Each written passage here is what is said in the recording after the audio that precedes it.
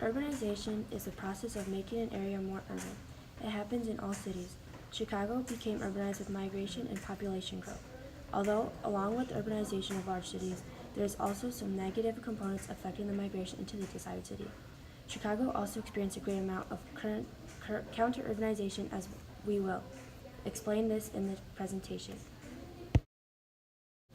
The major population growth was around 1750 due to the available transportation and food source.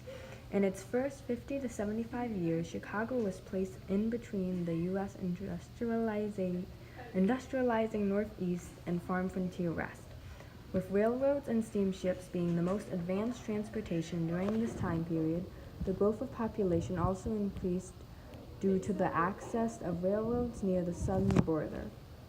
Chicago's population increased until a peaking point around 1950, but then soon started to fall. With this population growth, there was a lot of movement into the city. The first major wave migrants came were because of the amount of political unrest in Mexico during the 20th century. Because of this large amount, it was a natural choice for migrants. After entering the southwest border of the U.S., they would travel to Chicago by railroads. It was very appealing due to the amount of work of low-wage jobs available that weren't desired by native citizen workers. It also had a lower cost of living for the migrants than the other popular migrant sites like Los Angeles and New York. Although after the large population peak, the population began to fall. This was the large wave of counter-urbanization. As time went on, Chicago's property taxes rose, and many people could not afford the cost to live there. Along with expensive living, the crime and unemployment rate both rose. Crime rate had increased greatly, and then the unemployment rate made it an undesirable place to live.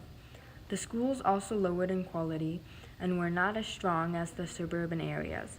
This made it less desirable for future families, which were attracted to the high-quality schools and low crime rates. The weather being very unpredictable is not also well liked by many individuals. Seniors in the area tend to move south for war era weather due to Chicago's amount of snow. In 2015, 6,263 residents were lost and moved to the suburbs or out south. Chicago was a very popular city in its early years, but as time went on and the Industrial Revolution spread, it lost its attraction. Many citizens of the U.S. were more attracted to the suburban lifestyle rather than the busy and expensive city. Although Chicago did have a lot of counter-urbanization, many residents claimed to still like the area for the weather and the city. Being home of the Cubs, many residents have shown their love for the city in recent years and claim to love the snow that comes to the city during the winter.